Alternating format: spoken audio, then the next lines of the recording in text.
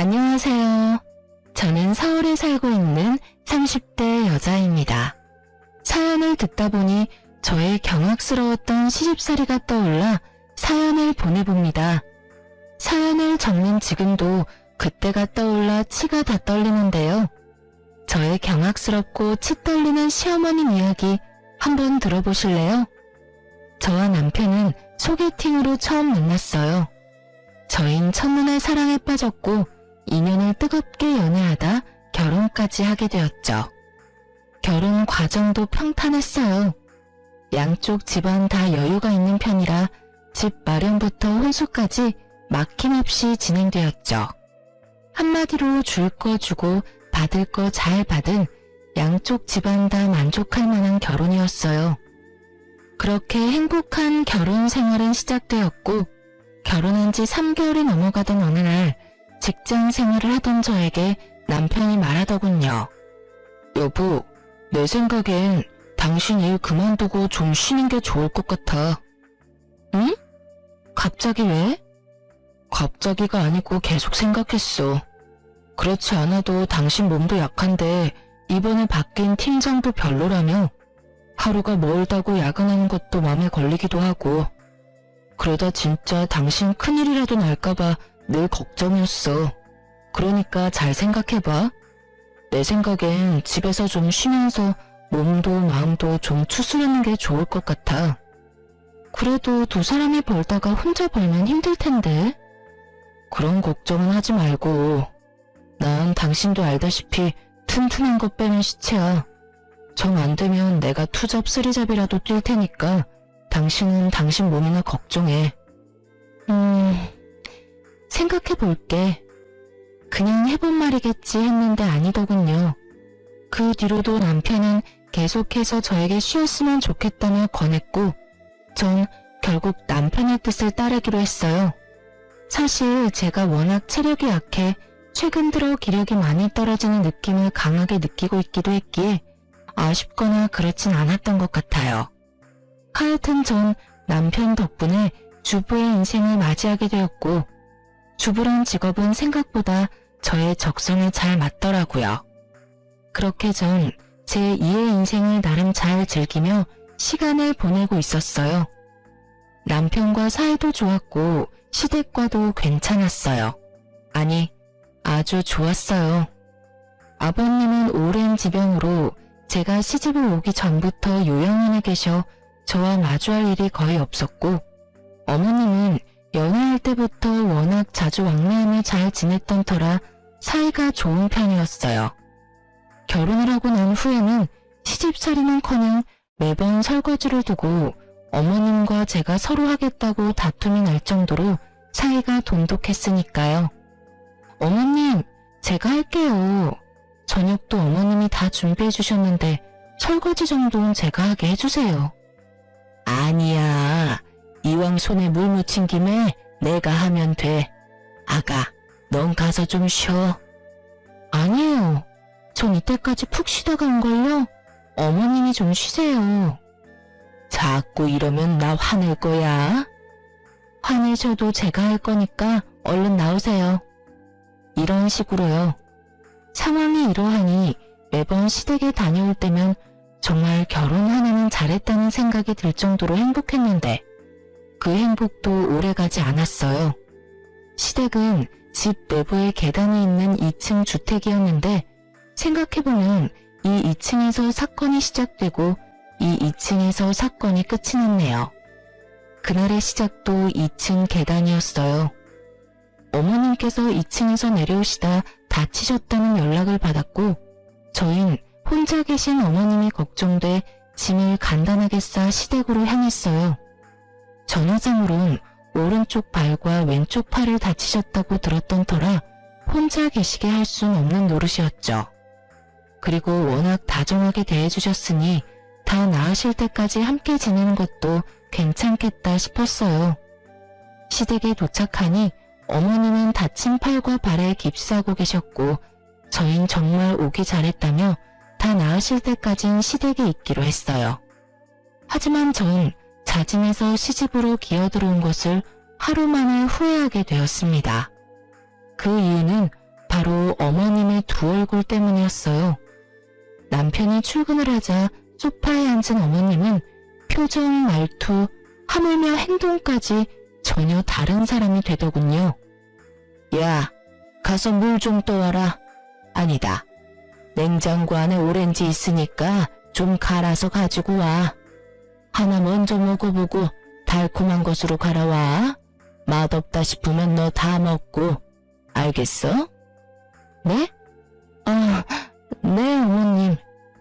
처음엔 너무 당황스러워 상황 파악도 제대로 되지 않은 채 어머님의 말씀에 따랐어요. 그저 어머님이 섭섭한 것이 있으시나? 하고 생각했던 것 같기도 해요. 갑자기 행동이 확 바뀌시니 다른 생각은 들지 않았죠. 그런데 말씀이 점점 거칠어지신다 싶더니 이윽고 폭언들이 흘러나올 때쯤 전 그냥 제가 미움받고 있음을 알게 되었어요. 너 아까 청소기 들고 설치더니 제대로 한 거 맞니? 여기저기 다 머리카락이잖아. 어휴, 넌 어떻게 제대로 할 줄 아는 게 없니?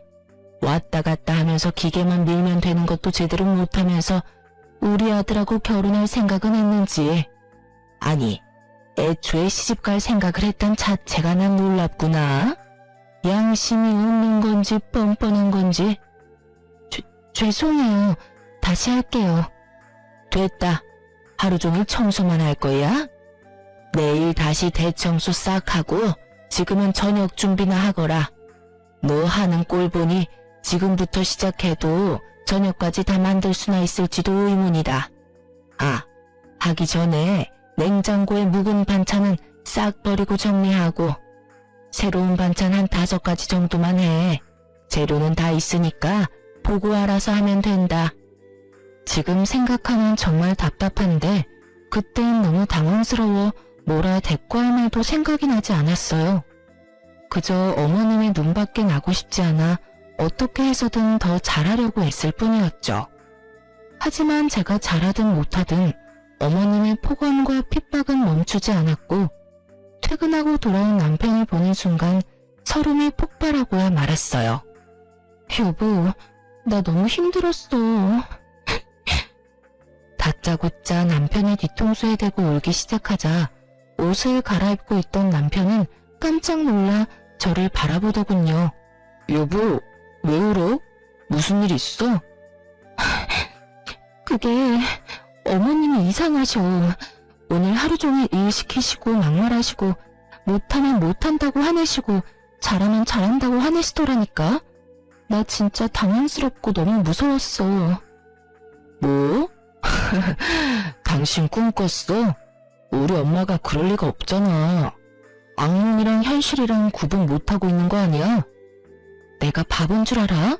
차라리 나도 꿈이었으면 좋겠어. 내가 오늘 하루 동안 내 뺨을 몇 대나 때리는 줄 알아? 아팠어. 아팠다고. 악몽 같은 현실이었단 말이야. 눈물이 멈추질 않더군요. 저요. 회사 다닐 땐 연봉도 남편이랑 비슷했고 시집 올 때 갖출 건 다 갖춰서 시집 왔어요. 하물며 친정도 시댁보단 좀 더 부유한 편이었고요. 그런 제가 왜 어머님께 그런 취급을 받아야 하는지, 왜 그렇게까지 제가 싫으신 건지 온통 알 수 없는 것 투성이에 눈물이 멈추지 않더라고요. 울부짖는 저를 보자 장난이 아니란 것을 깨달은 남편은 저에게 자세히 말해보라고 했고 전 남편이 나가고 난 뒤부터 일어난 일들을 남편에게 말해주었죠.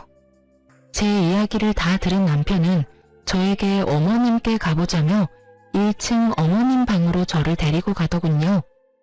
어머님의 방문을 여는 순간 전 경악을 금치 못했습니다. 이게 다 뭐야? 엄마, 방이 왜 이래? 어머, 어머님, 방 꼴이 왜 이래요? 어머님의 방은 그야말로 개판이더군요. 엉망진창으로 어질러진 것은 물론이고 유리컵까지 깨져 파편이 여기저기 뒹굴고 있었어요. 분명 어머님 방 청소를 싹 다 했었던 전 정말 미치고 팔짝 뛸 노릇이었죠. 그거보다 더 미칠 노릇인 건 어머님의 말씀과 행동이었어요. 어머님은 아까의 표독스러운 표정은 온데간데 없고 저의 눈치를 보며 입을 열었어요. 그게 말이다. 다 내 잘못이다. 내가 플라스틱 컵을 썼어야 했는데 습관처럼 유리컵을 써서는 치우려고 했는데 보다시피 내가 몸이 불편해서 새아가한테 부탁했더니 글쎄 나한테 짜증을 막 내면서 폭언을 막 뱉어내더라고. 그래서 엄마가 치운다고 치웠는데 더 엉망이 되는 것 같아서 그냥 뒀어. 미안해 아들. 미안하구나. 아가, 내가 빨리 나아야 우리 아가 귀찮게 안 할 텐데. 얼굴색 하나 변하지 않고 천연덕스럽게 피해자 코스프레를 하는 어머님을 보고 있는데 온몸에 소름이 쫙 올라오며 어떤 말도 생각이 나지 않더군요. 남편도 머릿속이 혼란스러운지 아무 말도 없더라고요. 남편 입장에선 저도 어머님도 둘 다 거짓말할 사람들이 아닌데 서로의 말이 달라도 너무 다르니 혼란스러울 수밖에요. 이쯤 하면 남편이 자신의 편을 들며 저를 혼낼 줄 알았던 어머님은 생각보다 더 신중한 아들의 모습에 이대로는 안 되겠다 싶으셨는지 곡소리를 내며 대성통곡을 하기 시작하더군요. 손으로 바닥까지 내리치시면서요. 아이고, 늙으면 죽어야지. 이대로 살아서 뭐해. 발도 불편하고 팔도 불편해서 방도 제대로 못 치우고 가시집은 며느리 눈치나 보며 살아야 한다니. 아이고. 어머님의 곡소리에 남편은 어머님을 달래며 저를 꾸중하는 척을 했어요. 입은 저를 나무라고 했었지만 눈은 윙크를 날리더군요. 그러면서 나가보라는 손짓을 하길래 전 주저하지 않고 어머님의 방에서 나와 2층 저희 방으로 올라왔어요. 방으로 돌아와 침대에 앉아 생각하고 또 생각했어요. 아무리 생각해도 전 어머님이 저렇게 하실 만큼 잘못한 것이 없더라고요. 생각하고 또 생각하던 그때 남편이 방으로 돌아오더군요. 어머님은 뭘 하셔? 그냥 당신이 한 말이랑 별반 다르지 않아. 가해자 피해자가 바뀌긴 했지만. 당신 설마 내가 진짜 그랬을 거라 생각하는 건 아니지? 나 진짜 아니야. 내가 왜 어머님께 그러겠어. 정말 진짜 어머님이 나한테 그렇게 행동하셨다니까? 그게 어머님은 또 당신이 그랬다고 하니까. 당신을 못 믿는 것도 아닌데 사실 내 입장에선 지금 누구 말을 믿어야 할지 모르겠어. 당신도 그럴 사람이 아니라는 걸 누구보다 내가 잘 알고 엄마 역시 내가 잘 아니까. 전 미쳐버리게 억울했지만 남편의 입장이 이해되지 않는 것도 아니었기에 더는 긴 말하지 않고 짧고 굵게 사실만 말했어요. 그래, 당신 마음 이해해. 그래도 난 절대 그렇게 행동하지 않았어. 저의 단호한 말투에 남편 역시 제 어깨를 토닥여 주더라고요. 하지만 저를 온전히 믿는다는 느낌은 들지 않았어요. 이해해줘서 고마워 여보. 하여튼 내가 엄마한텐 혹시나 당신한테 섭섭한 것이 있더라도 말은 너무 심하게 하지 말라고 부탁드렸어. 그러니까 당신도 마음 좀 풀어. 남편은 남편 입장에서 최선을 다했다는 것이 느껴졌어요. 그러면서 내심 기대도 했어요. 다른 사람도 아니고 본인 아들이 부탁까지 드렸는데 조금은 나아지시겠지 하고요. 하지만 남편의 부탁에도 어머님은 예전 온화하고 상냥하던 어머님으로 돌아오지 않았고 오히려 더 심한 언행으로 절 대하더군요. 네가 내 아들한테 다 이르면 내 아들이 네 말을 믿어줄 거라 생각했니? 꿈도 야무지구나. 장학금까지 받으면서 대학교 다녔다고 하던데 다 거짓말 아닌지 몰라.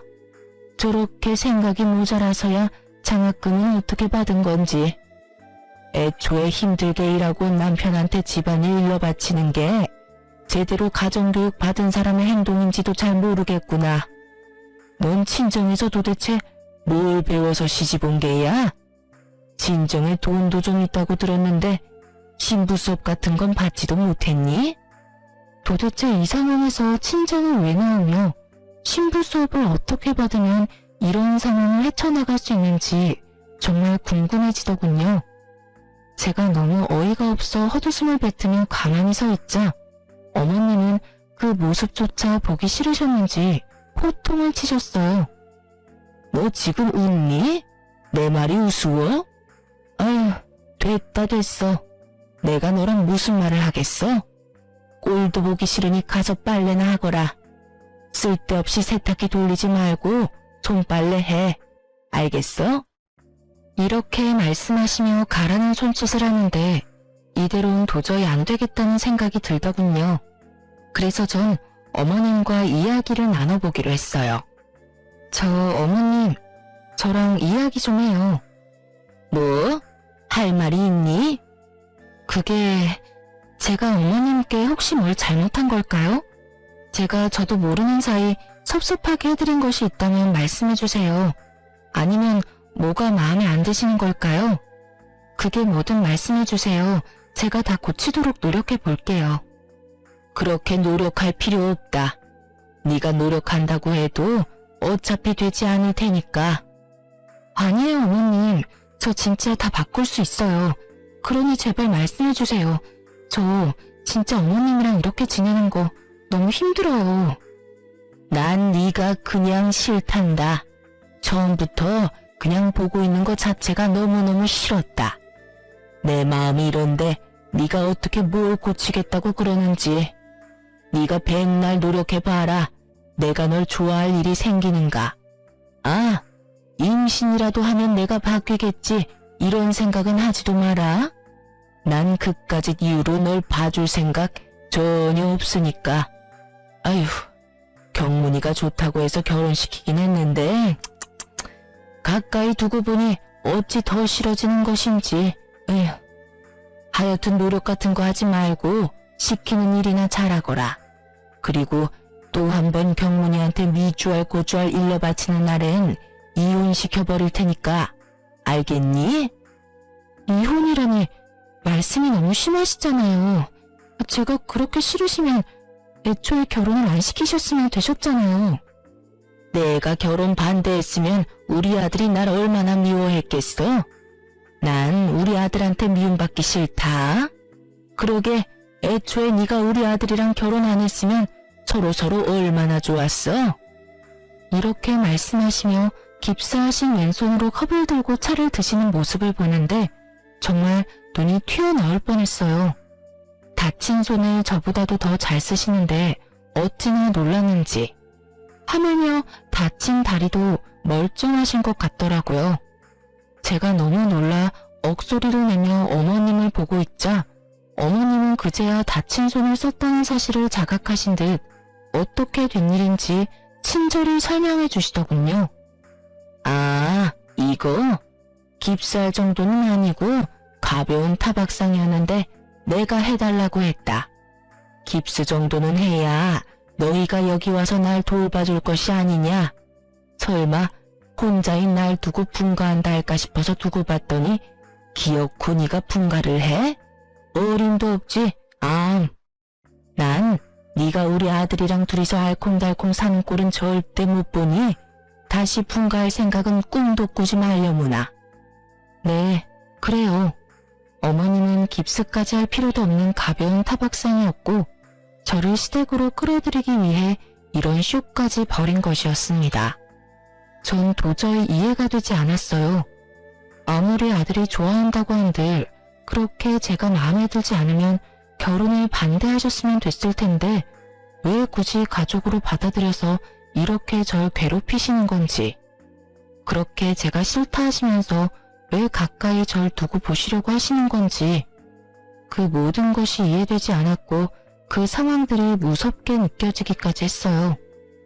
어머님은 작당을 하신 듯 남편이 있으면 골골골 곧 죽을 사람처럼 아픈 척을 했고 남편이 출근만 했다 하면 팔팔하기가 갓 잡아 올린 화로와 다름이 없더군요. 인간은 적응하기 나름이라고 하더니 제가 하루가 다르게 생기를 잃어가자 남편은 조만간 다시 나가자며 약속을 해주었고 그 약속을 받고 나니 곧 끝이 난다는 생각에 반복되는 어머님의 두 얼굴이 적응이 되더군요. 적응이 되고 나니 어느 순간부턴 두려움은 점차 사라지고 한 귀로 듣고 한 귀로 흘리며 어머님의 뜻대로 움직여주고 있었습니다. 어머님이 말을 해봤자 논리가 통하는 사람도 아니었고 논리가 통하는 사람이라고 한들 제가 무조건 싫다는 사람에게 굳이 입씨름을 하며 힘을 빼기 싫다는 생각이 컸던 것 같아요. 거기에다 전 남편을 너무 사랑했고 그렇게 사랑하는 남편과 이혼할 생각이 조금도 없었기에 싸우기보다 피하는 것을 선택했죠. 왜 그런 말도 있잖아요. 똥이 더러워서 피하지 무서워서 피하나. 그 당시에 어머님은 저에게 더러운 똥 그 이상 그 이하도 아니었습니다. 하지만 그 더러운 똥을 더는 피하고 있을 수만은 없는 일이 일어났어요. 그날은 어머님이 대청소를 시키신 날이었고 전 청소의 마무리로 쓰레기를 버리려 쓰레기통을 비우고 있었어요. 그런데 통 안에서 익숙한 것들이 쏟아져 나오더군요. 제 옷, 립스틱, 매니큐어, 향수까지. 옷과 립스틱은 망가져 있었고 나머지는 다 쏟아져 빈병이더군요. 아무리 생각해도 전 버린 적이 없는데 제 물건이 그런 꼴로 쓰레기통에 들어가 있는 것을 보고 있자니 어리둥절하더라고요. 회생 불가한 옷과 빈통을 들고 서 있었고 그런 저를 본 어머님이 다가오시며 말을 했어요. 그거 내가 버렸다. 앞으로는 그런 색 옷, 물건은 사지 말거라. 안목하고는 너무 파이거나 짧은 옷도 내가 다 버렸으니 그런 줄 알아. 며칠 전부터 옷과 화장품 등 찾는 물건이 보이지 않는다 싶더니 전부 어머님이 버리셨던 것이었어요. 어머님이 버리신 것들은 주로 빨간색, 다홍색 등 붉은 계열의 색들이었는데 어머님은 그 색이 꼴보기 싫다며 다 버리셨다고 하시더라고요. 그러면서 하시는 말씀이 가관이었어요. 너 그런 옷 입고 우리 경문이 쫓아다녔니? 수준하고는. 내가 혹시나 해서 하는 말인데 너 임신할 생각은 하지도 말거라. 난 너 같은 애한테서 내 손주 볼 생각은 전혀 없으니까. 해녀나 임신이라도 하는 날은 끌고서라도 병원에 데리고 갈 테니 그런 줄 알고 알아서 조심하려무나. 아무 말도 나오지 않았어요. 그저 그 순간 제 머릿속에 스치는 것은 어머님과 사이가 좋을 때 어머님이 직접 지어오신 한약이었어요. 여자에게 좋은 약이라고 했는데 제 물건을 버리며 병원에 끌고 간다는 어머님의 언행을 보고 있자니 좋은 약은 아니라는 생각이 들었어요. 전 한의원으로 전화를 걸어 약을 먹는 본인이라고 설명하고 받았던 약이 어떤 약인지 물어봤고 그 약은 몸에 열이 많은 사람이 먹는 약으로 임신을 준비할 때는 피해야 하는 약이라고 하더군요. 그 외에 설명을 잘 해주셨는데 더는 들리지 않았어요. 결국 그 약은 임신이 잘 되지 않는 약이었고 그 순간 저의 인내심의 끈이 뚝 끊기는 소리가 들리더군요. 어떻게 그런 약을 저에게 먹일 수가 있는지. 어쩐지 결혼 이후부터 손발이 계속 차고 없던 생리통까지 생겨 이상하다 싶었는데 그 이유가 어머님이 지어주신 약 때문이라니 정말 헛웃음이 나오더라고요. 이때껏 시키는 대로 한 제가 얼마나 우스워 보였을지 굳이 길게 생각하지 않아도 알 것 같더군요. 전 정말 미친 사람처럼 눈물을 흘리며 마구 웃었습니다. 그렇게 한바탕 미친 사람이 되고 나니 눈이 번쩍 뜨이더군요. 그날 이후 전 어머님과의 관계를 개선하려는 것을 포기해버렸습니다. 똥을 더는 피하지 않고 제가 좀 더러워지더라도 맞서기로 결심한 것이었죠. 포기하고 결심하고 나니 제 세상이 달라지더군요. 어머님이 뭐라고 하든 다 무시했고 식사 때가 되어 밥 타령을 하면 솥에 밥상을 차려드렸어요. 소금 5kg짜리를 구매해 아주 아낌없이 매 끼니마다 뿌려드렸죠. 이게 뭐니? 다른 건 둘째치고 밥까지 짠 게 말이 돼? 너 혹시 일부러 이랬니? 계속 맛이 없다고 하시길래 미각이 이상하신가 싶어서 소금 좀 왕창 써봤는데 미각은 괜찮으신가 보네요? 뭐? 지금 그걸 말이라고 해? 너 정신이 나갔어? 먹는 음식에다 이게 무슨 짓이야? 얼른 다 버리고 다시 해오지 못해? 그냥 드세요. 어머님 말씀대로 먹는 음식인데 아깝게 어떻게 다 버려요?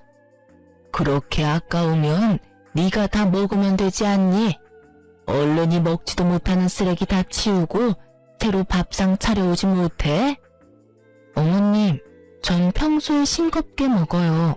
그러니까 어머님이 그냥 다 드세요. 전 못 드시겠으면 그냥 굶으시던가요. 제가 어머님 때문에 스트레스 받아 많이 굶어봐서 아는데 한 끼 좀 굶는다고 어떻게 되진 않더라고요. 아, 이참에 다이어트 하신다 생각하시고 좀 굶으세요, 어머님. 뭐라고? 네 년이 드디어 미친 것이야? 어디 시어머니 밥상을 이따위로 차려놓고 미안한 기색은커녕 그 뚫린 입으로 뭐? 굶으세요? 네 년이 아직 정신을 못 차렸구나. 정신을 겨우 차려서 이러는 거예요. 계속 당하다 보니까 정신이 번쩍 들더라고요. 감사해요, 어머님. 아, 그리고 지어주신 한약은 어머님 방에 가져다 놨으니 어머님 드세요. 알아보니 그 약 몸의 열기를 내려주는 약이라고 하던데 어머님께 꼭 필요하신 것 같아서요. 식후 하루에 한 포씩 꼭 챙겨 드세요. 아시겠죠? 이년이 진짜? 저의 비아냥에 화가 잔뜩 난 어머님은 그릇을 다 엎어버리셨고 음식들과 함께 그릇들이 식탁 밑으로 떨어져 다 깨져버렸죠. 그릇을 다 박살내고도 분이 풀리지 않은 어머님은 여전히 씩씩거리고 계셨고 전 깨진 그릇을 피해 방으로 들어가 버렸습니다. 달라져도 너무 달라진 제 행동에 어머님도 크게 당황했는지 방까지 쫓아오진 않더군요. 그렇게 전 방에서 푹 쉬다가 남편이 오는 시간에 맞춰 주방으로 향했고 저의 예상대로 주방은 여전히 엉망이었어요. 전 적당한 곳에 자리를 잡고 쪼그리고 앉아 남편이 들어온 타이밍에 맞춰 눈물을 쏟아내며 깨진 그릇들을 치우기 시작했어요. 집으로 돌아온 남편은 당황스러운 상황에 저에게 다급히 다가와 무슨 상황인지 묻기 시작했고 전 어머님께 당한 그대로 갚아주었습니다. 이게 다 뭐야? 당신이 이런 거야? 그게... 내가 음식간을 잘못해서 좀 짜게 됐었나 봐. 어머님이 드시더니 이것도 음식이라고 했냐면서 내가 다 부족해서 그래. 어머님이 화내실만 하지. 엄마가 이랬다고? 아, 당신 많이 놀랐겠다. 엄마가 이럴 사람이 아닌데 요즘 좀 예민하신가 봐. 일단 당신 이리 나와. 내가 치울게. 아니야. 손댄 김에 내가 할게. 괜히 당신이 치우다가 다치면 어떡해. 안 다치고 조심히 치울 수 있으니까 이리로 나와. 얼른. 그러다 당신 다치기라도 하면 나 너무 속상할 것 같아서 그래. 얼른. 결국 어머님이 저지른 행패는 남편이 치우게 되었고 그 모습을 다 지켜본 어머님은 약이 오를 대로 올라 더 심하게 저를 괴롭히더군요. 그러든가 말든가 더는 어머님의 괴롭힘이 괴롭지 않았어요. 똑같이 되돌려주면 되는 일이었으니까요. 어머님은 제 물건을 건드리는 일에 재미라도 붙이신 건지 제 물건을 또 버리기 시작하셨고 이번엔 버리시는 모습을 제 두 눈으로 직접 보고야 말았죠. 제가 제일 아끼는 다홍색 팬츠를 다 뜯어버리고 계시더군요. 전 아무 말도 하지 않고 어머님 방으로 가 어머님이 평소 즐겨 입으시던 명품 재킷을 들고 나와 그 재킷에 어머님의 빨간 립스틱으로 그림을 그려버렸어요. 어찌나 부드럽게 그려지는지 기분이 다 좋아지더라고요. 자신이 아끼는 비싼 재킷이 망가지는 모습을 본 어머님은 개거품 물며 악소리를 지르기 시작했어요. 너 지금 뭐 하는 짓이야? 뭐 하는 짓은요? 어머님 따라하는 거죠. 앞으로 제 물건을 망가뜨리면 저도 똑같이 망가뜨려 버릴 거고, 밥상을 엎으시면 저도 밥상 다 엎어버릴 거예요. 그럼 어떻게 되는지 잘 아시죠? 어머님 아들이 또 깨진 그릇 조각이나 치우는 꼴 보기 싫으시면 서로 알아서 잘하자고요. 너 나한테 이따위 행동하는 거 내 아들이 알면 널 가만히 둘 줄 알아? 그럼 어머님은요? 잊으셨나 본데 전 어머님이 하신 그대로 다 똑같이 되돌려드리는 것뿐이에요. 이년이 너 진짜 내가 가만히 둘 줄 알아?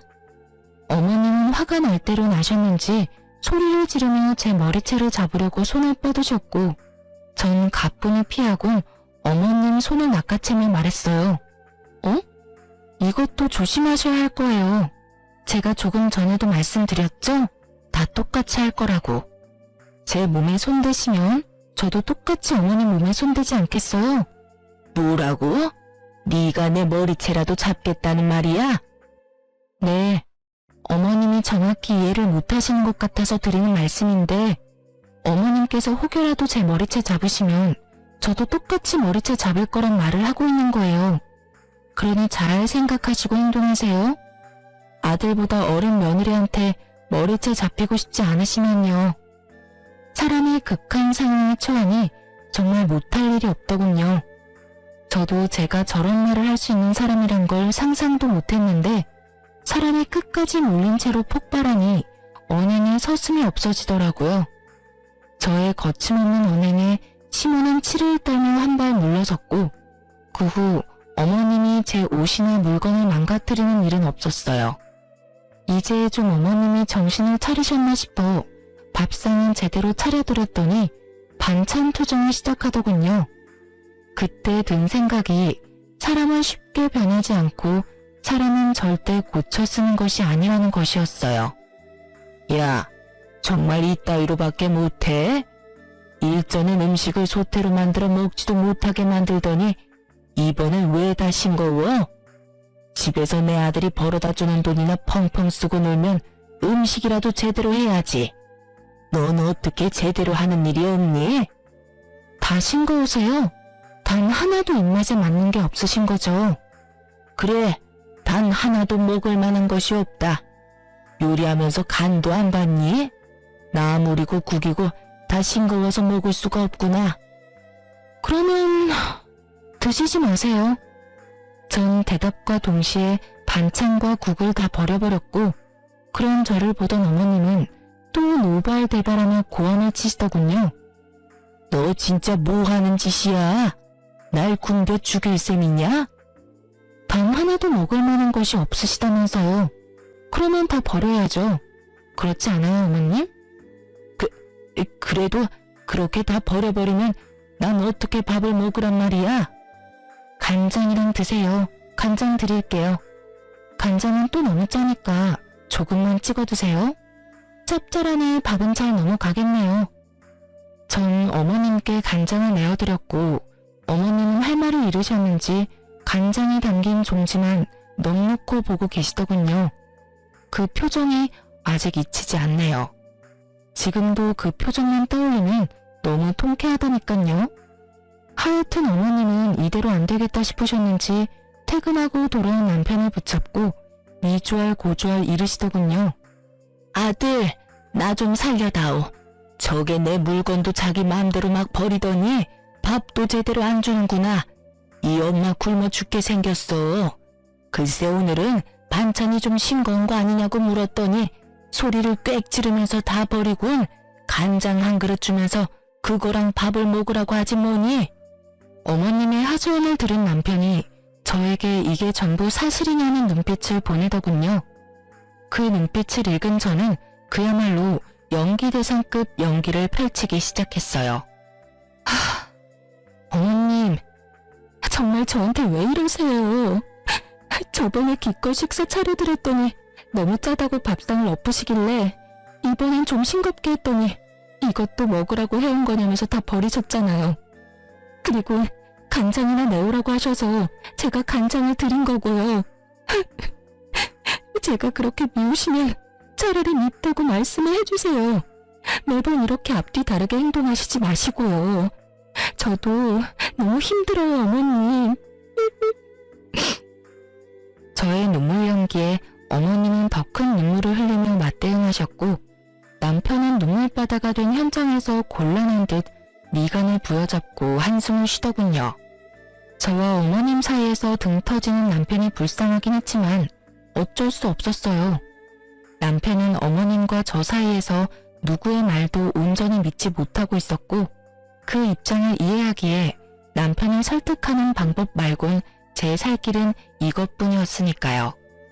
그렇게 저와 어머님의 살 떨리는 전쟁이 계속되던 어느 주말이었어요. 남편과 방에서 시간을 보내던 저는 남편에게 간식이라도 챙겨줄 요령으로 방에서 나왔고 2층의 계단 끝에 계신 어머님과 눈이 마주쳤어요. 어머님은 방에서 나오는 저를 보며 씩 웃으셨고 전 2층엔 무슨 일이지? 하는 생각도 잠시 들었지만 그 일이 무엇이든 간에 저와는 상관이 없는 일이니 어머님을 지나치려 할 때 일이 일어났어요. 갑자기 어머님은 소리를 지르더니 계단에서 미끄러져 구르는 것이 아니겠어요? 아가야, 밀지 마. 살려줘. 전 정말 너무 당황스러웠습니다. 손 하나 까딱하지 않았는데 저리 말하고 계단을 구르시니 저조차도 혹시 나도 모르는 사이 밀쳤나 하는 생각이 들었으니깐요. 남편은 어머님의 소리에 뛰쳐나와 계단 아래 쓰러진 어머님을 모시고 바로 병원으로 향했고 저는 함께 병원으로 향하며 불안해지기 시작했어요. 오해하기 딱 좋은 상황이었으니까요. 제 머릿속엔 어머님의 걱정 따윈 없었고 진작 카메라 설치를 해야 했다는 깊은 후회를 하며 몰려오는 불안감에 발만 동동 구르던 그때였어요. 의식을 잃었던 어머님이 눈을 뜨시자마자 저를 보곤 역정을 내시기 시작하더군요. 이 빌어먹을 년, 네가 여기가 어디라고 쫓아왔어? 나 죽이려고 이까지 쫓아온 게야? 엄마, 괜찮아? 정말 이 사람이 엄마를 밀었어? 아이고, 아들, 이 빌어먹을 년이 날 보더니 그냥 밀어버렸어. 이 년이 엄마를 죽이려고 그랬다고. 그야말로 미치고 팔짝 뛸 노릇이었어요. 저의 결백을 증명할 방법이 없었으니까요. 전 절대 아니라며 주먹으로 가슴을 쳐댔고 남편은 혼란의 소용돌이 한가운데 서 있는 표정이었어요. 그때 어떤 부부가 응급실 안으로 급히 뛰어들어오더니 남편과 누워있는 어머님께 빠르게 다가오더군요. 전 누구인가 싶어 그 부부를 살폈고 남편의 입에선 놀라운 말이 흘러나오더군요. 형수님 오셨어요? 이때껏 연락도 없으셔서 안 오시는 줄 알았더니 와주셔서 감사해요. 고마워 형. 부부의 정체는 놀랍게도 남편의 형과 형수였습니다. 전 사실 남편에게 형이 있다는 사실도 모르고 있었어요. 저희의 결혼식에도 오지 않으셨고 남편과 어머님에게서 형에 관한 이야기는 들은 적이 없었으니까요. 이야기를 들어보니 아주버님은 어머님과 인연을 끊고 살았는데 어머님이 계단에서 구르자 너무 놀란 남편은 아주버님에게 연락을 했던 것이었어요. 형이라는 남편의 말에 토끼눈을 한 어머님은 갑자기 나타난 아주버님의 눈치를 살피기 시작했고 그런 어머님을 보던 아주버님은 소리를 지르며 어머님에게 질책을 쏟아붓더군요. 제 눈치를 이렇게 살피시는 거 보니 안 봐도 뻔하네요. 이제 자해까지 하세요? 아직도 정신 못 차리셨어요? 아직 정신 못 차리시고 기어코 경문이 척까지 괴롭히시는 거예요? 내가 뭘 어쨌다고 그러니? 그리고 자해 아니다 얘. 분명 경문이 처가 날 계단에서 밀었다고. 아, 이제 방법을 좀 바꾸셨나 보네요. 경문아, 잘 들어. 어머니 네가 생각하는 거랑 완전히 다른 분이야. 나도 결혼하기 전엔 우리 어머니가 세상에 둘도 없는 천사라고 생각했었지. 그런데 천사는커녕 악마더라고. 너도 잘 알 거야. 우리가 결혼하고 어머니 모시고 산 거. 알고 있어. 같이 살다가 사소한 말다툼으로 분가한 거라고 들었는데 그게 아니었어? 아주버님이 무어라 말을 꺼내시려는 순간 어머님이 소리를 고래고래 지르시며 아주버님을 제지하려고 하셨지만 아주버님은 어머님의 모든 말과 행동을 무시한 채 이야기를 이어나가셨어요. 그 이야기는 남편과 저를 충격에 빠뜨리기에 모자람이 없었죠. 사소한 말다툼? 그걸 사소하다고 할 수 있나? 어머니가 네 형수한테 어떻게 했는 줄 알아? 하나부터 10까지 다 간섭하시고 형수 회사 출근 후는 계속 전화하고 일하느라 전화 못 받으면 회사 찾아가서 행패까지 부려서 회사까지 그만두게 했어. 회사도 그만두고 집에서 계속 있게 되니까 그거 가지고도 얼마나 호되게 시집살이 시킨 줄 알아? 나 출근하고 나면 1분도 못 쉬게 하고 하루 종일 집안일 시키시고 욕하시고 심지어 내가 보는 앞에서도 핀잔 주고 가정교육 들먹이는데 내가 이 사람한테 미안해서 고개를 들고 살지 못했어. 어머니한테 제발 좀 그만하시라고 부탁까지 해봤는데 그만하시기는커녕 네 형수 머리채까지 잡더라. 내가 그 모습 보고 이대로는 도저히 안 되겠다 싶어서 독하게 마음먹고 어머니하고 연 끊고 나온 거야. 네 상견례 때나 결혼식 때도 어떻게 해야 하나 고민 많이 했는데 어머니 꼴도 보고 싶지 않아서 안 갔어. 내가 오죽했으면 하나뿐인 동생 결혼식까지 안 갔겠어. 오늘도 네 연락받고 어떻게 해야 하나 고민 많이 했는데 아무리 생각해도 네 부인이 어머니를 밀쳤을 리가 없을 거란 생각이 들어서 와봤더니 역시가 역시네. 눈치 딱 보니 혼자 쇼하신 게 분명하다. 너도 생각 잘해. 지금 상황 보니까 네가 어떤 마음인 줄은 잘 알겠는데 네가 생각하는 것하고 현실은 많이 다르니까 말이야. 알고 보니 형님과 아주버님은 결혼 이후 어머님과 함께 살았는데 그땐 지금처럼 뒤로 괴롭히는 것이 아닌 대놓고 괴롭혔다고 하더군요. 어머님의 시집살이가 너무 심해 그걸 지켜보던 아주버님이 결국 어머님에게 절연을 선언하고 집을 나가셨던 것이었고요. 그 당시 남편은 대학교 기숙사에 있었던 터라 이 사실들을 알 수 없었고 그저 어머님의 말씀대로 사소한 말다툼 때문에 연락하지 않고 지낸다고만 알고 있었다고 하더군요. 그런데 저희의 결혼식까지 오지 않으시니 남편 입장에선 너무 섭섭해 그간 연락을 하지 않았던 것이고요. 그렇게 말도 꺼내지 않았으니 저도 알 수가 없었죠. 한번 자신의 시집살이로 아들을 잃은 경험을 했던 어머님은 방법을 바꿔 저를 괴롭혀왔던 것이었습니다. 남편은 믿을 수 없는지 형님께 물었어요. 형수님, 형 말이 전부 사실이에요? 네, 서방님. 믿기지 않겠지만 전부 사실이에요. 저 3개월 어머님이랑 같이 살았는데 그 3개월 때문에 지금까지 정신과 약 먹고 있어요. 수면제 없이는 잠도 못 자고요. 얼마나 시집살이가 심했는지 아시겠죠? 오죽했으면 그 효자였던 형이 어머님과 절연까지 했겠어요. 모르긴 몰라도 어머님이 동서한테도 심하게 대하셨을 거예요. 한 번 아들을 잃어봤으니 대놓고 괴롭히진 않고 뒤에서 사람 피말리게 괴롭혔을 거라고요. 오늘도 동서가 계단에서 밀어서 다치셨다고요? 제가 장담하는데 혼자 구르셨을 거예요. 그러고도 남을 분이 어머님이시니까요. 정말 그랬단 말이죠. 믿기 힘드시다는 거 잘 알아요. 왜 그렇지 않겠어요? 그런데요, 서방님. 세 사람이 똑같은 말을 할 때는 그 이유가 있지 않을까요? 저랑 형 말을 믿지 못하시겠다면 서방님 아내 말이라도 믿어주세요. 다 진실이니까요. 형님의 증언까지 들은 남편은 마지막으로 절 바라보더군요. 그래서 전 모든 사실을 남편에게 말해주었습니다. 형님 말씀이 맞아. 난 진짜 어머님께 손도 대지 않았어. 어머님이 나랑 눈 마주치니까 웃으시더니 그대로 굴러 떨어지셨어. 그러게 내가 다 말했잖아.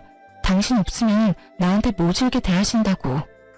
나한테 임신할 생각은 하지도 말라면서 혹시나 임신이라도 하는 날은 병원에 끌고 가신다고 하시더라. 그뿐인 줄 알아? 나한테 지어주신 한약도 알고 보니까 몸에 열 많은 사람이 먹는 약으로 임신 준비 중인 사람들은 절대 먹으면 안 되는 약이라고 했어. 난 그것도 모르고 얼마나 열심히 먹었는데.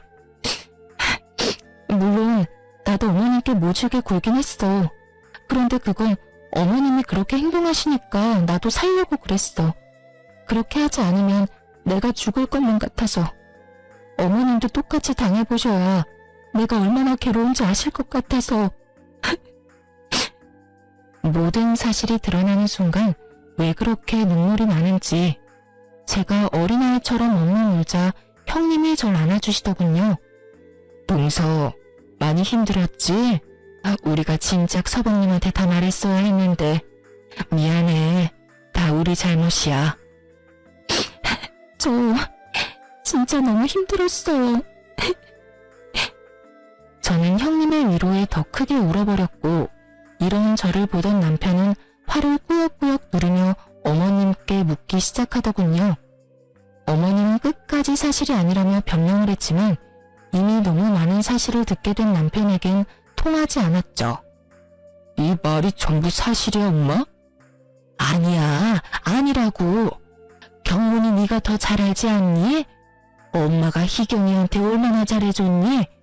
저 손에 물 묻히기도 아까워서 매번 엄마가 뒷정리도 다 하는 거 네 눈으로 다 봤잖아. 정말 아니야. 믿어줘, 아들. 거짓말. 난 정말 엄마를 믿었어. 희경이가 정말 힘들다고 하면서 우는데도 엄마를 믿었다고. 그런데 엄마가 어떻게 그럴 수가 있어? 정말 아니야, 아들. 엄마 좀 믿어줘. 엄마는 정말 그럴 사람이 아니야. 그럼 형이랑 형수 그리고 희경이까지 다 거짓말을 하고 있다는 말이야? 그래, 다 거짓말을 하는 거야. 진짜야. 아들, 경문아, 엄마 말 좀 믿어줘. 울지도 마. 우는 것도 진짜 소름 끼치니까. 엄마가 어떻게 그럴 수가 있어?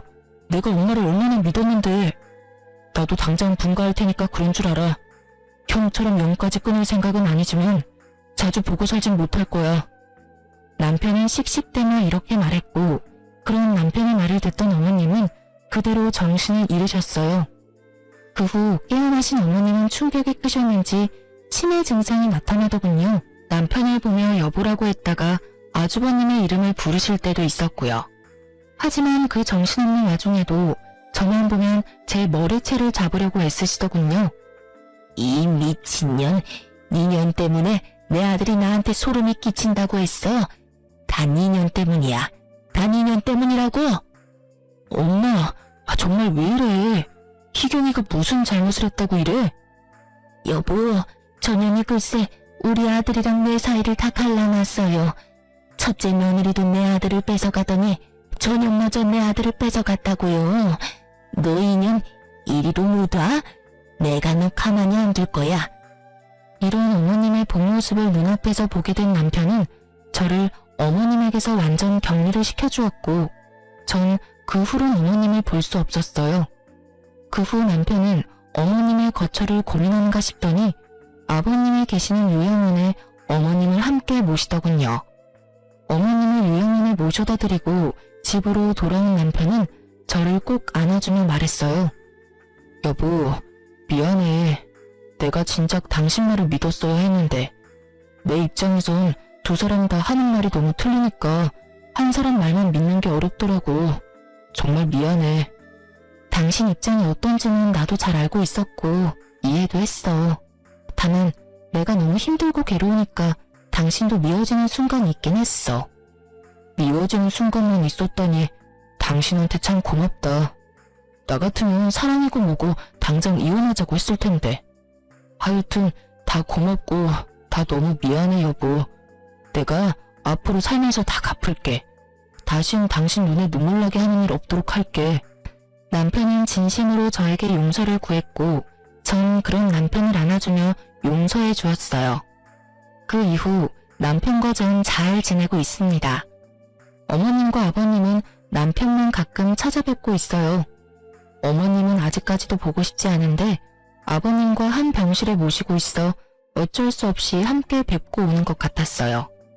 저도 어머님에 대해선 말도 꺼내지 않고 남편 역시 저에게 어머님의 이야기는 꺼내지 않으니 자세히 알진 못하지만요. 요양병원 비용은 아주버님과 상의해본 결과 시댁 집을 팔아 충당하기로 결정했습니다. 어차피 그 누구에게도 좋은 추억이 있지 않은 집이었기에 처분하고 그렇게라도 쓰자는 것이 형제의 뜻이었어요. 그렇게 전 어머님과의 악연을 끊어버리고 잊고 살려고 노력하고 있습니다. 요즘은 아주버님 형님과 자주 왕래연을 지내는데 형님이 그렇게 저를 아껴주실 수가 없어요.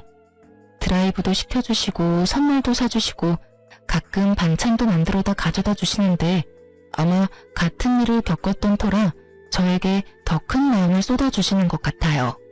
그리고 또 좋은 소식이 있어요. 저희에게 멋진 천사가 찾아왔어요.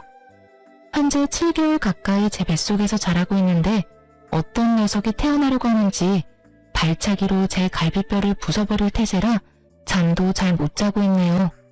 모르긴 몰라도 축구 선수를 시켜야 할까봐요. 이로써 저의 긴 사연은 끝이 났어요. 끝까지 함께 해주셔서 감사합니다.